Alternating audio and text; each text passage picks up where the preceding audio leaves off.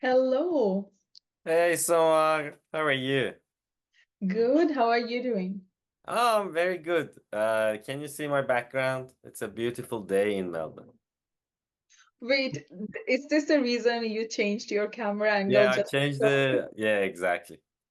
Well, Every now and then well I done. need to make some changes, right? Otherwise Yes, life get boring. that's true. So now Well, you it's can very look at me from gloomy. different angle. I'm loving that. But it's very gloomy in Sydney, so yep, can't say the same that it's a beautiful day in here. All right, good. All right, Soma. Today I want to ask you a very common question, which actually recently happened to me. So I started working with a new client recently, and they asked me to run different training, product management, leadership, stuff like that. And I suggested Kanban. And they told me just show them the Kanban board. So, of course, I haven't run, the Kanban Yeah. course. And I, of course, show them the board. I hardly call it Kanban board, but, the board in Jira. So, Yeah. what do you think about this? Is Kanban just a board? Is this a myth or it's a fact? And I thought that might be a good topic to talk today. Oh, well, firstly, it's like hilarious, Orod, sorry. I'm still laughing in my head, thinking, okay. Oh, well, it's definitely a myth, right? Like we have covered this in multiple episodes earlier in our podcast, where we did talk about that when it comes to Kanban Mhm. management method, it is way more than just the visualization part of the Kanban. So I do understand that Kanban, when it comes to Kanban, the word, it does mean visualization where people always think it's the board. Mhm. It could be anything though. The Mhm. visualization could be anything. But that is how the whole world understand Kanban. Mhm. So, and there is nothing wrong with it.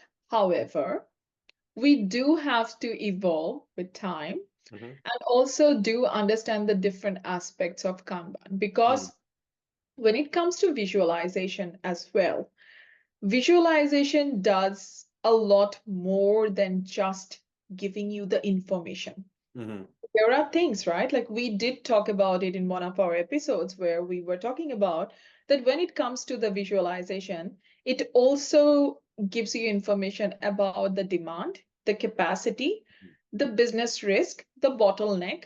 So Yeah. when you think about this, might look or sound like just terminologies or keywords, Mhm. but this information can help you to make data informed decisions, Okay. which is very, very important in the digital age because Okay. it is not in the old world. Yeah. We make decisions and we stick with it. We do have to evolve all the time. We have to change based on what our market is talking to us, our customers are telling us. So, Kanban gives you all the tools. So, visualization or the Kanban board is just a tool which So is I there. have a question. Hmm? If so I want to a little bit step back, one step back.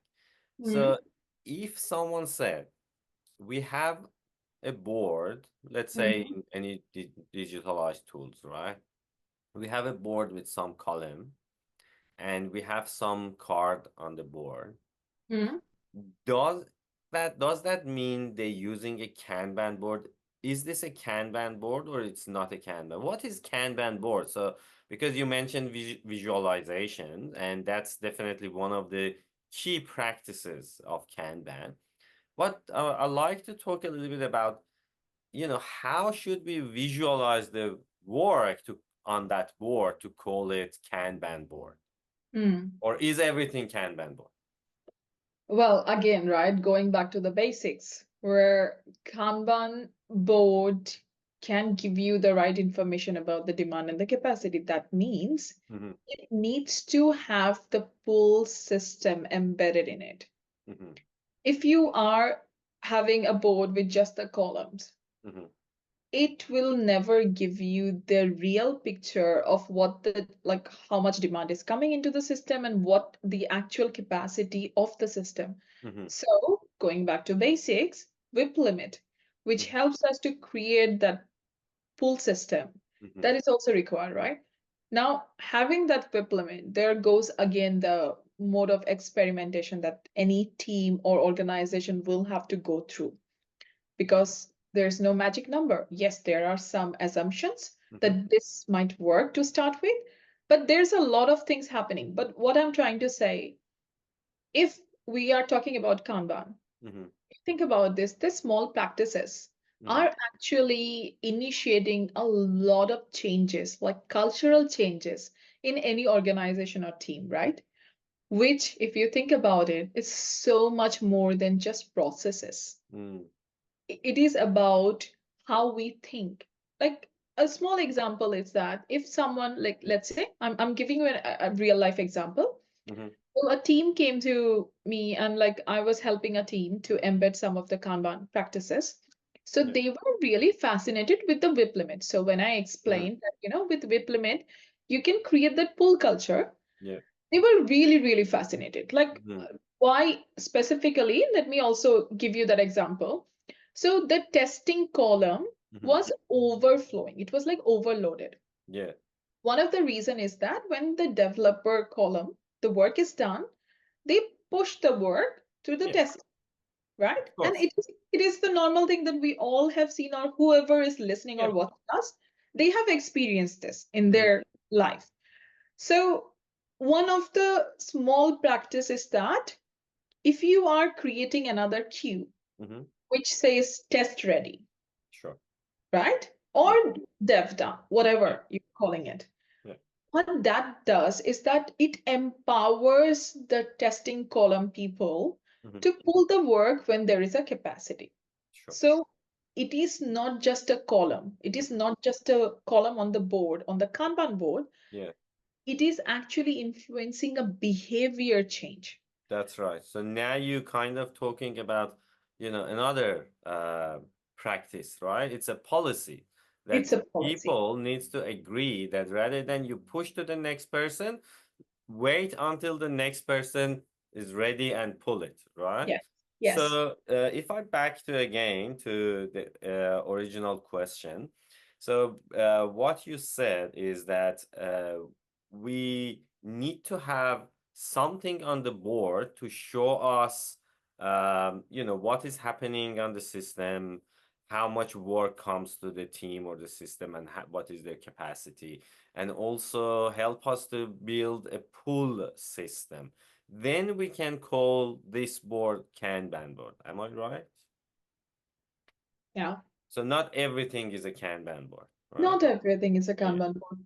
Actually, think like reflecting back on the question that your stakeholder did ask you, it was a very great opportunity because if someone is asking you to actually show people the Kanban board, Mm, that's a great way to start influencing people, even though it's a myth. Kanban is more than just a board. yeah. But what I'm trying to tell here is Mm, that think about the intention and the purpose plus the outcome mm-hmm. of the Kanban, just a Kanban board, but a Yeah. real one. Yeah. If you're applying the real Kanban board, think of all the things that it can influence. Mm, So that's a great start. yeah. No, that's a really good point, Soma. So just to make sure that we all on the same page, not everything is a Kanban board. Not any type of board is a Kanban board. Yeah. Kanban board needs to show you when to start the work, how much work you have in progress, where are those bottleneck, or basically help you to build a pull system and Mm, also send you the signal. I think this is yes. also quite important Mm, that mm, people needs to be mindful that if you put all the cards on the board, it's not a Kanban board. However, I think it's a good starting point because yeah. as soon as you put everything on the board, at least you can see that you overloaded, and then you can start thinking about, okay, what can I do to maybe underload myself, increase the focus, and then, maybe collaborate with other people, Def- and hopefully eventually deliver something to the customer. Yeah. Right. So maybe next time if someone asks me, show them the Kanban board, I probably would say this is not a Kanban board. This is Yeah. just a board with lots of cards on that. Um, but it's better to use and visualize it on a board than Mm, not even visualize it because you know, it's quite common that we, especially in knowledge work or even into our, daily basis life kind of thing, we have mm, a lot of things in our mind that we want to do, but because we're not visualizing them, so mm. we start working on all of them without finishing them.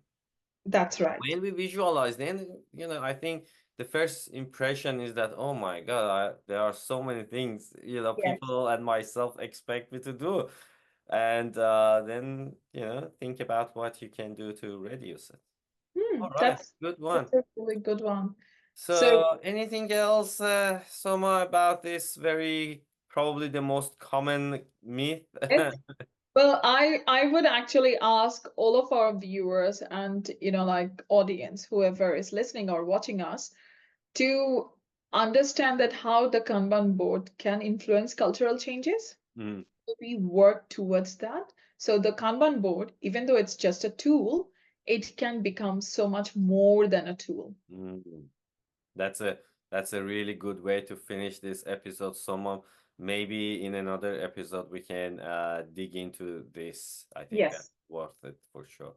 All right, thank you very much, Sama, and thanks everyone. If you're not following us on YouTube, please watch us and follow us on YouTube. I have to shave before we record. Before Also, YouTube, I didn't need to shave. subscribe. Yeah, I mean, if you are already watching our episode or listening to us, it doesn't hurt to subscribe. So just subscribe as Yeah, well. that at least encouraged me to continue shaving, huh? That's true. Well, All thank right. you, Rod, and Thanks, thank you, everyone. Have a good everyone. day. We come back next week. Yes, we do.